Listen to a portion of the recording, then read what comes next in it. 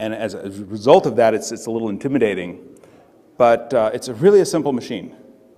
And so we'll get a chance to look at that. And once, I think that once you understand what it's intended to do and essentially how it accomplishes that, then looking at the parts is a lot less intimidating. And as it is, shall we say, with the first computer, I think it is meritorious to understand it. And we're good. And we're rolling. Okay, so 1943. Nikola Tesla is dead.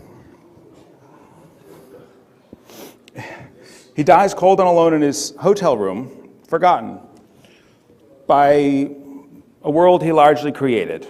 Electricity emancipates us from work, from the dark, and radio communication has brought the world together. Unfortunately, it brought it together in a war. And in 1943, he's forgotten. He's memorialized briefly, not by the US as much as by the Croats. But this is really one of the first computers. It was not built in its own time, but Carl Babbage puts together this notion of a computing device.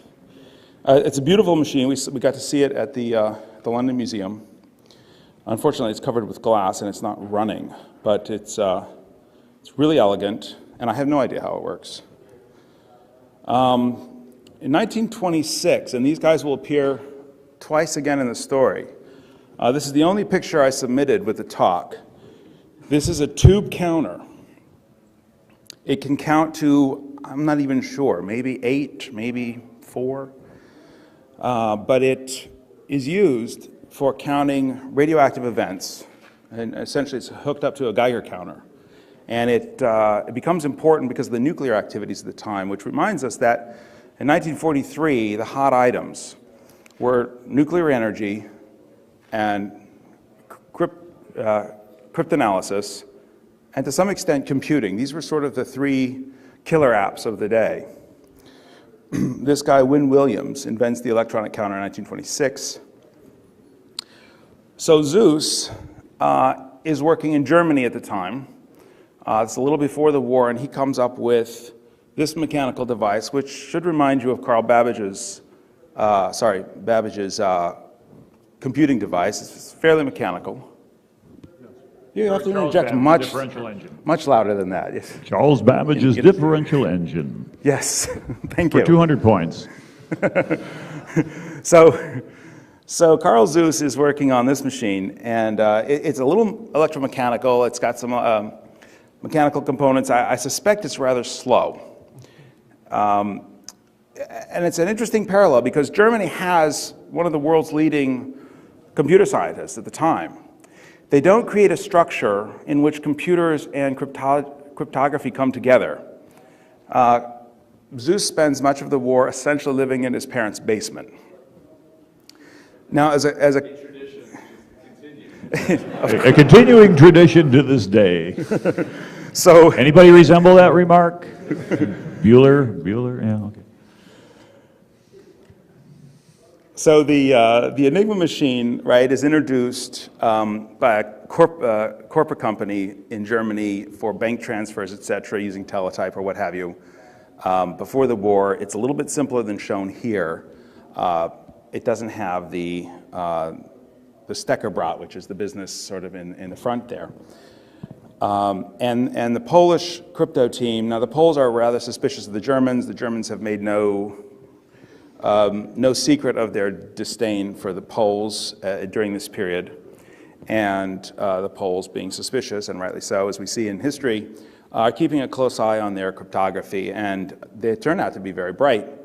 They make a very critical decision here, and I think historians can't underscore this enough, that it's the Polish team that, first of all, figure out the Enigma machine, figure out how to break it, figure out the wheel orders, and monitor the changes as it goes from a commercial device to a military device, the complexity increasing like 19 million times.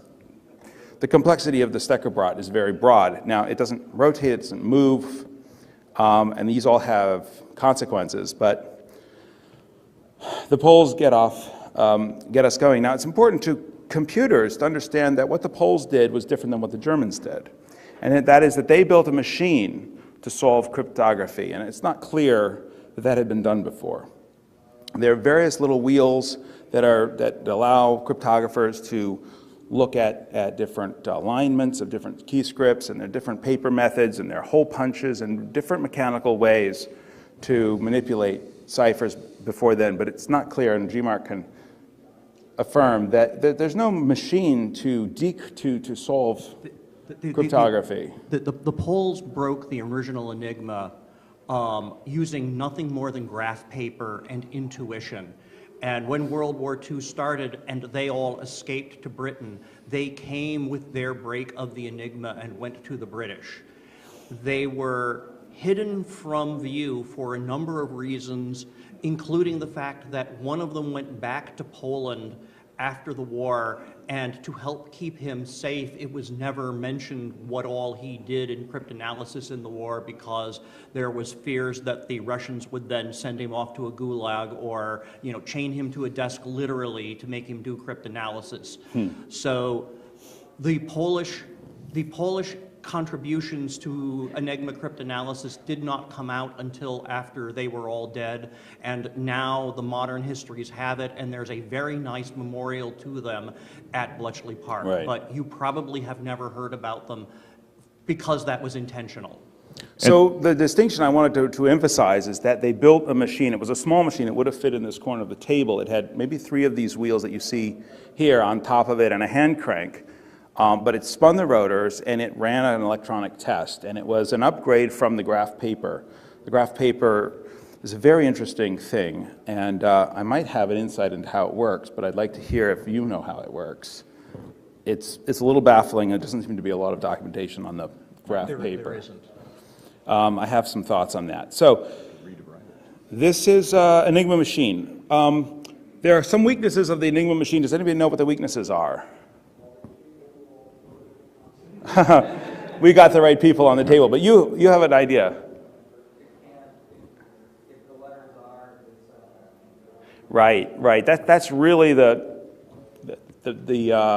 Achilles heel of the Enigma machine. It's a folded machine in order to get more complexity in a smaller box. And if you look at the American machines at the same time, they're literally 4 times the size of these machines.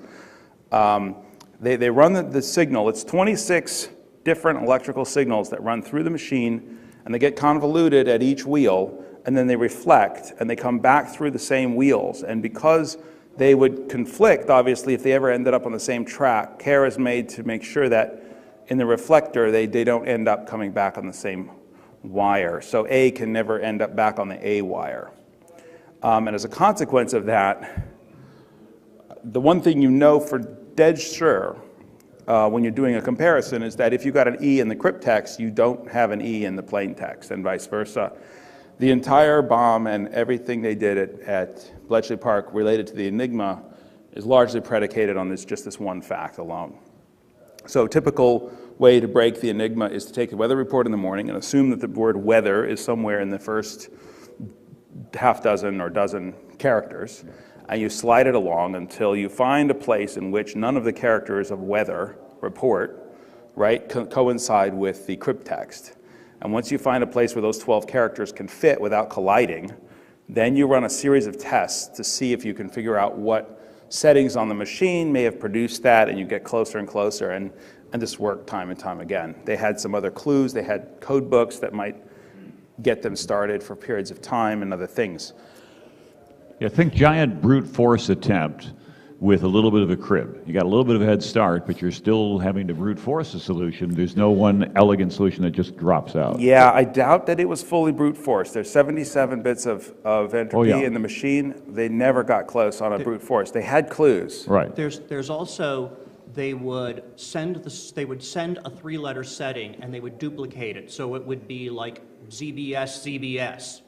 And that was also a crib, which means, you know, a shortcut that they would use, because the first 6 letters were always 3 letters duplicated. Right. And it turned out that weather broadcast, as I recall, the guy's girlfriend's name was Ava, and it was always using EVA. He never seemed to change his initial setting, which gave another little bit of hook into that poor guy up in Up north, sending the freezing weather. Es ist kalt, sehr kalt. Heute ist also kalt. You know, it's always cold up there. So there were a variety of these things, right? These were called sillies, S-C-I-L, which I think, if we follow it back, literally is the abbreviation of the girlfriend.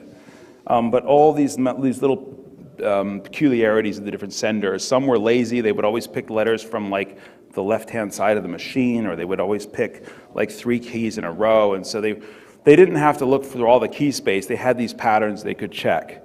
One guy was so lazy, and they figured that he was probably smoking a cigarette because he typed the letter D just endlessly. The entire cryptext, when recovered at Bletchley Park, Turing was looking over the shoulder of some guy, and he just noticed, as I guess he was a little obsessive this way, just noticed there was not one D in the entire cryptext. And he painted this picture in his mind of a guy who's smoking and using one finger to just pound out characters, right? So that series was immediately recovered in full, and it was so clean they were able to recover the wheel order of a new wheel that had been introduced. There's about 4 or 5 times during the war when the Germans make the machine slightly more complicated or issue some change that upsets them. For example, they stopped doing this business with the three messages at some point, and so they moved on to other things. But the point is, I guess, that they kept really close track of the SecOps, right, which were bad, and they had this one cryptographic weakness, which was the same character twice. There are other cryptographic weaknesses in the Enigma machine which we exploited last year in our test. It's worth mentioning because it's important to understand when we get to the end of this talk how this period of time shapes the modern cryptographic devices. So I'll mention it. There are 26 channels which we could think of as 26 bits if you like. The problem with these 26 channels is that they're not in any way interconnected, even though they appear to be. At the Steckerbrot, for example, you can take the crypttext coming in, if you're decrypting it, right? You can take the crypttext and you can analyze only the C character or only the L character or pick any character, right? If you analyze the result of that one character, you will get an alphabet. And that alphabet will have the characteristics of an alphabet if the settings are right. And that means you can analyze the machine based only on a single bit stream. So we're going to get to that again and again, and then you'll understand it at the end. That's one way to break the Enigma machine. All right. So around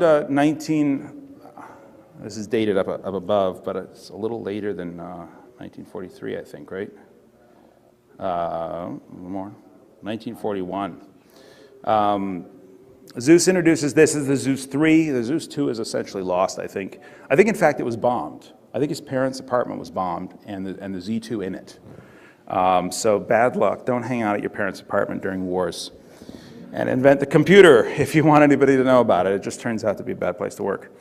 So now he's upgraded to relays, right? It's a cool machine. This is actually a picture of him much later in life, and he has reconstructed the Z3, and he's showing it off here for the first time. Essentially, it was built and bombed, and it really never got off the ground. Again, the Germans have not created a central cryptographic unit. They have not combined that with computing. They have not created anything like Bletchley Park. If you were a cryptographer in the German army, you were attached to a unit. You probably spent most of your time encrypting and decrypting normal messages, and maybe you worked with a pencil and paper on some other stuff. You're basically a clerk. Yeah, in your spare time. So the position was never elevated. And this brings us to 1943. Nikola Tesla is still dead. The Colossus machine is here. And we're going to build back into this again, but I want to start thinking about what this machine does. It's built on, it deciphers the Lorenz cipher. Fundamentally different than the Enigma cipher. The Enigma cipher has 1 wire for every letter in the alphabet, 26. The Lorenz machine has 5 wires, and it's binary.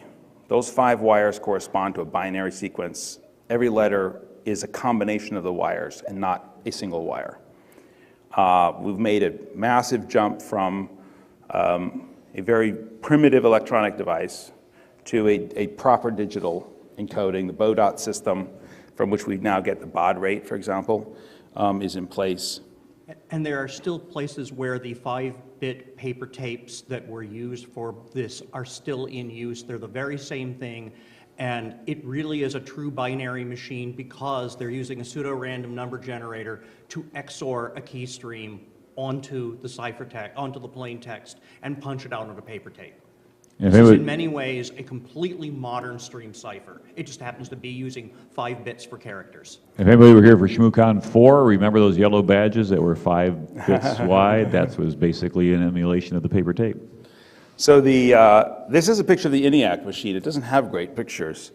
Like the tube counter in 1926, it's used primarily to involved in the nuclear age. I think it's part of the Manhattan Project. Now this is fun. This is not related to the war because it appears just after the war, but this is a Decatron tube.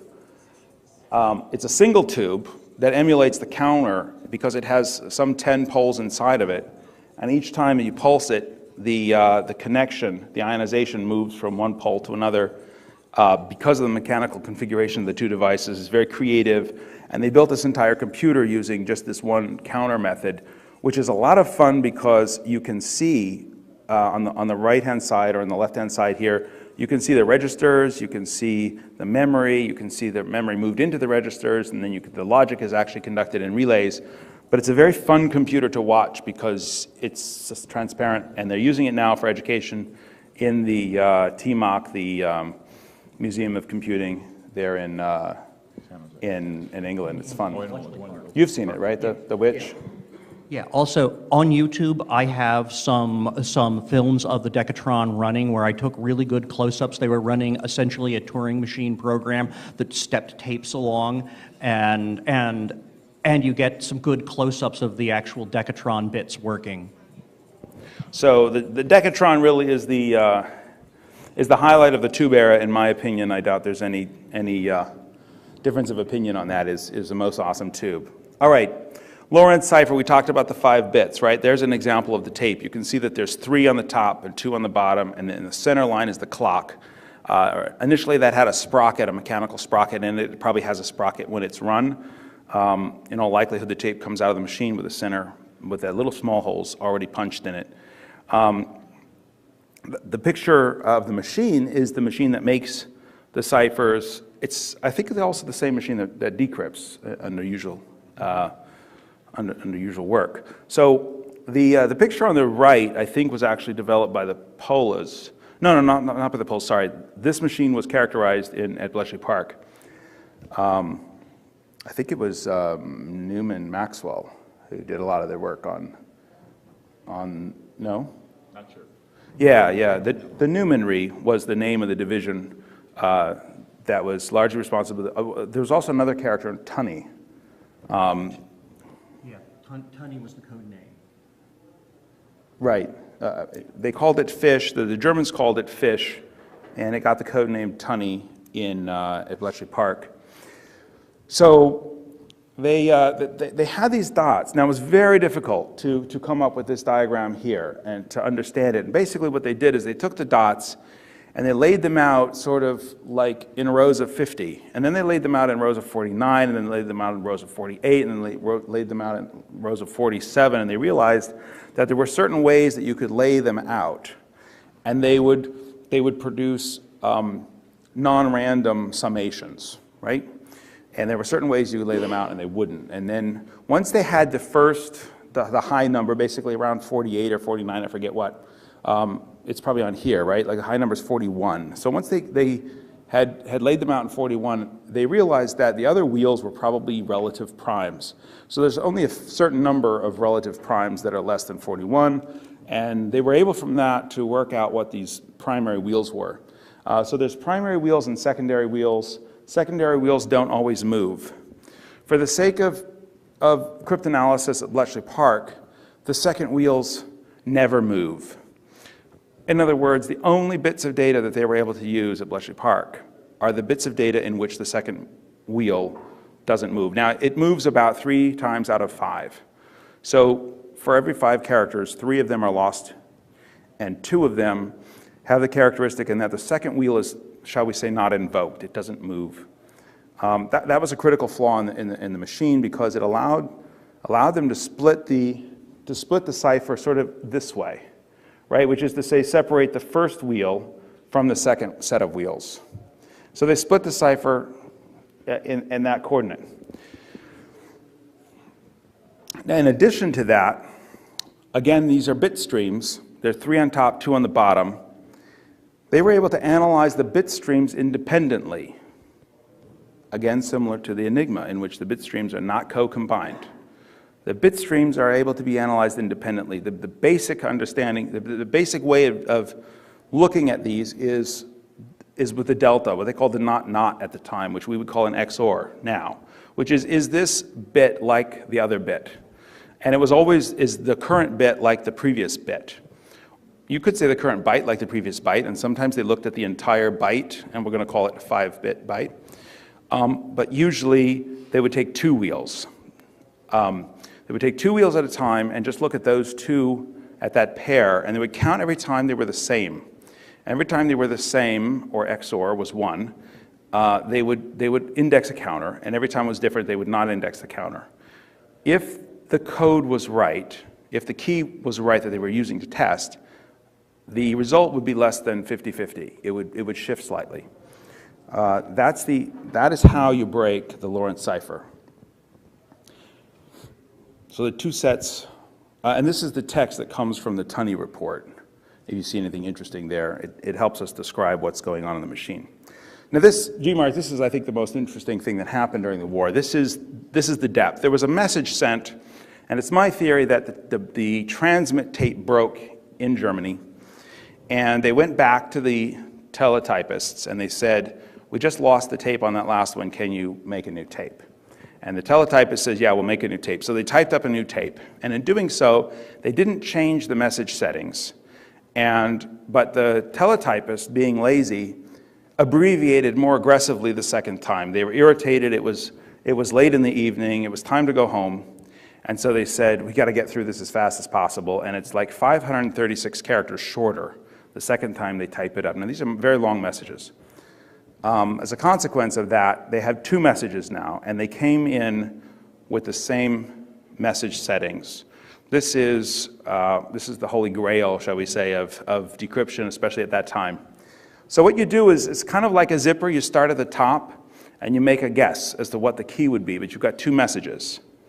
And you guess that the key might be an A, let's say, or the representation of an A in that digital form. And so that key results in 2 characters, and you put the one character on the left, the one character on the right. And then you work it down to the next one. And you pick a random one, say B. But you have to try a lot of options. Like you have to try A, B, C, and D for the first character, and then you have to go to the second character and try A, B, C, and D for all of those. So it recurses very quickly, but you can sort it out. And you can make some guesses, and educated guesses, and eventually in a couple of days of doing this, you'll get like the first word. And you'll find a series of keys that make sense on both sides. And once you have that, then every letter is just a simple 26 options, right? It's 26 tries for the next letter. And you go on like that, and you work out the key that makes both sides make sense. And often it's the same word, like sometimes it'll be shifted like this, and you'll know exactly what the word will be because you had it on the left side earlier, and that will tell you what the new word will be, and it gets very quick for times, and then you'll lose it for a while. You'll scratch your head, and then you'll find it again, and that's how you work out depths. Is that close enough? That's close enough. The important thing to realize here is that when you have one of these, if you know the plain text, you can get the key stream just by XORing it onto the ciphertext. And this is, by the way, how the WEP crack worked in one of the various WEP breaks. This is how you break stream ciphers all over the place. This is why nonce reuse in counter mode of blah, blah, blah is a horrible thing to do, and so on and so forth. This idea that stream ciphers take a random stream and XOR it onto plain text, and that you can get back through reuse is a cryptanalytic thing that is here today. So the basic techniques have not changed. And for those who aren't familiar with the XOR function, it's basically not equal to. So is 0 different from 0? No, it's not. It's the same, so you get a 0. Is 1 different from 0? Yes, and so on. Well, why do we care about that? Well, like anything, what's the identity in addition?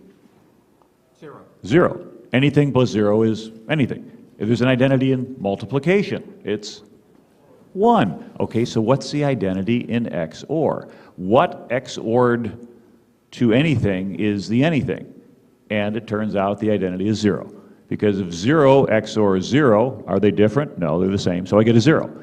1 XOR 0, hey, they're different, I get a 1. So you see it preserves. So what? Who cares? Wait a minute. Anything XORed with itself is going to be 0, correct? Because it can't be different, it's the same. So if I have a message XORed with a key stream, and then I XOR that key stream a second time to the same message, every time I have the same key stream element appear, which they will always line up, 1 XOR 1 will be 0, or 0 XOR 0 will be 0, and so the two key streams essentially cancel out, they collapse into a bunch of zeros. But wait, 0 is the identity for XOR, which means that the entire clear text message drops right back out.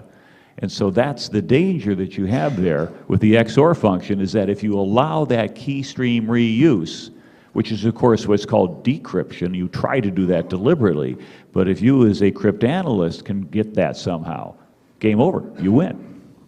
So the depth, I compare it here to the stone here. I'm going to forget the name of the Rosetta Stone, right? That's what it's like to be up on stage at 10 o'clock in the morning. I don't know why they do this, right? This should start at 10 o'clock at night. Thanks. So they had this depth, they had a key, it was long, about 4,000 characters long. What do they do with it? So they said we can take this one key from this one message and we can play it over any message that's sent on this machine. It doesn't matter what the message setting is, it doesn't matter what the tabs are. They can use the same key and play it over a message, and what will happen is that when it's synchronized, when the key is synchronized with a message, the result will be something other than random noise. The count of the digits, 1 and the digit 0, will move from 50% and they'll move into something like 53% or 57%, right? And when they're not synchronized, they'll be off. So essentially you're doing this number, right, where you're taking the key and you're taking the message, and you're starting lined up, and then you index it by 1, and then you index it by 2, and then you index it by 3, and you do that 4,000 times until you've played the message against the key at every possible starting position. And then you write down the count of the 1s and the 0s for each of those. If they're higher than the midpoint, you have a signal, and they would get signals this way. This was the theory. I think he probably did it a couple times on their desk, manually realized that it would take forever, and so they built a machine, and they called it the Heath Robinson because Heath Robinson was the artist in London who, like Rube Goldberg, invented crazy machines. This is the machine that has a bedstead. It has 2 tapes. One tape is 1 character shorter than the other, so every time they go around, they fall out of sync by 1 step. There's some optical encoders that read the data. That goes into a counter, which is, even at this point, I think they've brought in the team from 1926 that did the tube counters, and some relay counters, parts they got from the post office to just do basic counting. And they started to run this machine. It was horrible. It would run, it would explode, tape would end up in the air like confetti. Like a Macy's Day Parade. It was very impractical, but it did demonstrate that it was possible to do this. And this is key. Tommy Flowers. Don't forget that name, by the way. When you're using your computer, every once in a while look up "Thank God" and Tommy Flowers, that you have a computer. One of them is responsible. So he looked at this machine and he said, yeah, so the problem with this machine is that these tapes and the synchronicity, the sprockets, it's destroying the tapes and everything. What we need to do is get rid of all the mechanical things and make it electronic. And we'll take all of that key space that we discovered with the length, and we'll commit that into a series of tubes that will play out the same numbers as they go around. and we'll produce that tape electronically with tubes. And then we'll take the other tape, we'll get rid of the sprocket, and instead of telling the tape where to be, we'll just read where it is by shining light through the hole where the sprocket went, and we'll read that light on the other side, and we'll index the machine as a clock at that point. And then there'll be no sprockets, and the tapes will stay on the machines, and we'll be good. And they did. And that's leads us back to this machine. So this is the advanced version. I like the part about Tommy Flowers, though, where they tell him he's crazy, right? That will never work, right? They did. They did. No one's ever built a tube machine with 100 tubes at that point. He wants to build a tube machine with 10,000. So Robert doesn't have a microphone, so I'm going to stop him right there. But what he's saying is, it's true that Tommy goes back to the group. I think Max Newman, Maxwell, and others, Turing maybe there as well. And he proposes this, that we're going to build this massive machine, we're going to have all the tubes that it takes to make these 4,000 characters show up at the right time. And they say, yeah, I don't think so. That sounds absurd. One of the problems at the time was that tubes were considered to be unreliable. Everybody had a tube radio, and everybody's tube radio was broken more often than it was fixed. This is largely because when you turn it on and you turn it off, it's like kicking it in the nuts. But Tommy Flower had a different experience, and that was that he operated at the post office research station, and they had machines that used tubes, and they just turned them on once, and they never turned them off. And they lasted a long time. So his experience was very different. And he had the confidence that he could build, like 5,000 tube machine, 10, 12,000 tube machine, and get it all running at once. By the way, why do you care about using a tube? Why not just a piece of wire? What does a tube do for you? Yeah, basically a vacuum tube allows current to flow one way, but it won't go back the other way. And that's very important because now you can have a logic gate or the equivalent. You can make things move forward. They're very fast, right? So the alternatives were relays at the time. And they just didn't have the speed in order to do this kind of work. So what we see in the Enigma machine is that the Germans made the machine more complicated, and they reacted by bringing in that tube and created a tube. One part of the Enigma machine was implemented in tubes later on, so it was much faster. The tubes were just where the speed was. This is a description of what the Colossus machine has completely. We've touched on most of it. If you read it there, this is a description from the Tunny report that was released, I think, in 1970. Here's a graphic. So real quick, we've got a tape reader that goes to the tape reader, right? Then it goes to this, which is the bit stream combiner. A lot of XORing is done there. Is this like the other? And then it goes to counters. There's a lot of control that makes the printer work. And this is the internal bit stream. We talked about that. That's the 4,000 characters that are looped out of the machine. So it's pretty simple, and we can implement it today with very little trouble. Here's some of the parts. This is where the photocells read the tape. This is, of course, where some settings are made. It has a variety of settings, mostly because they can analyze the first 2 wheels or the last 3 wheels and so forth. They could cut the cipher sideways. We talked about cutting it wheel to wheel. They could also cut the bit streams in half. You see where we're going here? If you can cut a cipher in half, you can reduce its complexity exponentially, right? If you can cut it in quarters, you can reduce it massively more, right? They were able to cut it in 2 dimensions, and that's what allowed them to do this. Was made in US, the simple typewriter. So there was a second version of the Colossus machine which had more capacity. It will use the shift register, and they could do 5 steps of the tape instead of 1 step of the tape each time. It was faster, but a lot of the complexity comes from that. It's not really important to understand. Des. Yeah, I'm going to jump in real quick. In the rebuild of Colossus, there are 3 original parts from the original Colossus, one of which is one of the photocells there. There's also one of the transformers, and I forget what else, but one of the tubes valves is also an original. An amazing thing about Colossus is that the clock cycle was the light shining through the holes in the paper tape. And so the faster you could run the tape across a bunch of pulleys, the faster it would run. and it was completely clocked by the paper tape going, and it ended up being extraordinarily fast when actual redos of Colossus were done on a modern computer. It took a 2 gigahertz Pentium to be as fast as Colossus. You know, and this was the 1940s. It's actually built more like an FPGA than a sequential computer, if we want to make a comparison. The logic you wanted to run was set into the machine before you turned it on, and everything run, every logic gate was connected to the other one in real time, right? So let's talk DES, right? DES is different because of Colossus and because of Enigma. There are problems with Colossus, problems with Enigma, almost the same problems. You can subsect or subdivide the parameter space. The complexity of the machine can be divided. You can analyze parts of it in isolation. In addition, the Colossus machine, the Lorenz cipher, really in practical use, did not make reference to the prior character. DES creates a situation, it solves both of these problems and really moves us into the modern era.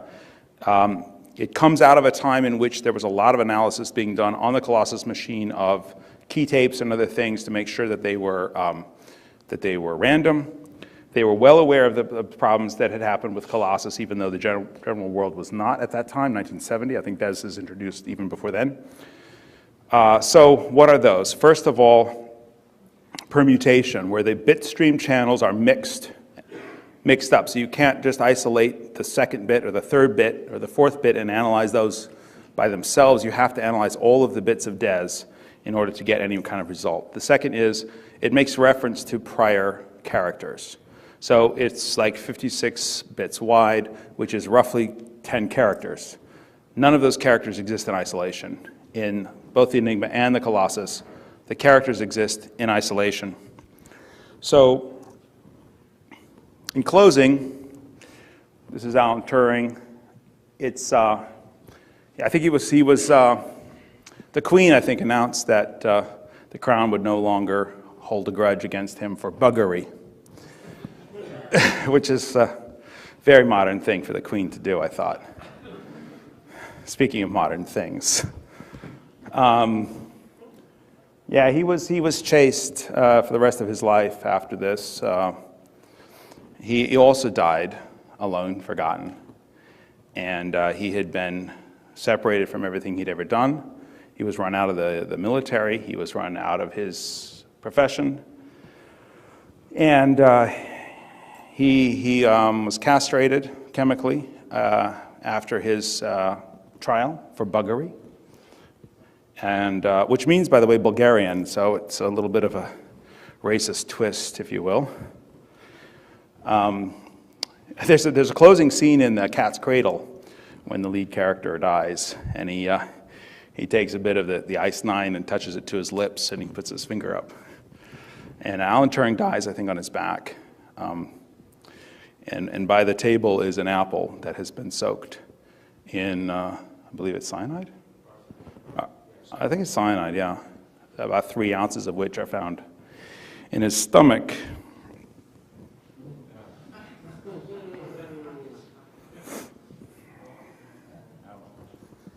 Thank you very much.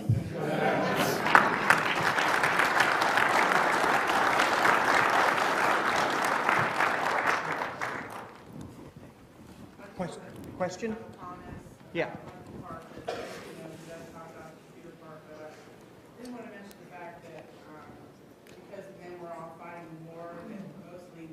Yes. Bletchley Park. The other thing was that prior to becoming the secret place that it was, that it was a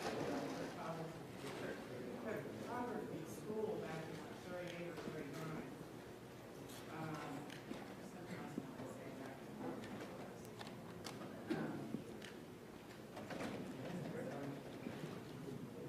So there were 2 comments there. Yeah. One is that a lot of women were used. They were called wrens, and they operated the machine on a very regular basis. It's interesting.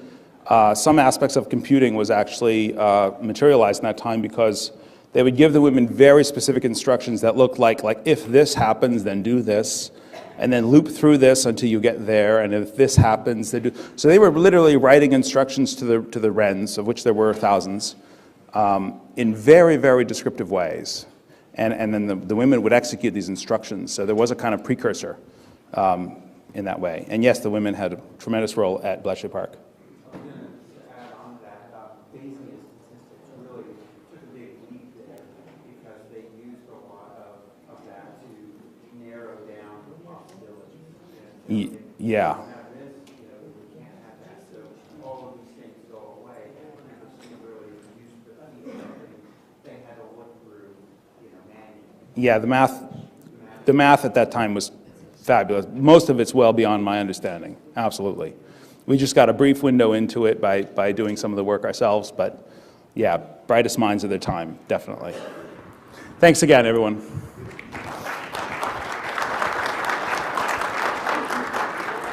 Come together. Zeus spends much of the war essentially living in his parents' basement. Now, as a A continuing tradition to this day. So, Anybody resemble that remark? Bueller, yeah, okay. So the Enigma machine, right, is introduced by a corporate company in Germany for bank transfers, et cetera, using teletype or what have you. Before the war, it's a little bit simpler than shown here. It doesn't have the Steckerbrot, which is the business sort of in the front there. And the Polish crypto team, now the Poles are rather suspicious of the Germans. The Germans have twice again in the story. This is the only picture I submitted with the talk. This is a tube counter. It can count to, I'm not even sure, maybe 8, maybe 4. But it is used for counting radioactive events. And essentially it's hooked up to a Geiger counter. And it becomes important because of the nuclear activities at the time, which reminds us that in 1943, the hot items were nuclear energy and cryptanalysis, and to some extent computing. These were sort of the 3 killer apps of the day. This guy, Wynne Williams, invents the electronic counter in 1926. So Zeus is working in Germany at the time. It's a little before the war, and he comes up with this mechanical device, which should remind you of Carl Babbage's, computing device. It's fairly mechanical. You have to interject much louder than that. Yes. Charles Babbage's differential engine. Yes, thank you. For 200 points. So Carl Zeus is working on this machine, and it's a little electromechanical. It's got some mechanical components. I suspect it's rather slow. And it's an interesting parallel because Germany has one of the world's leading computer scientists at the time.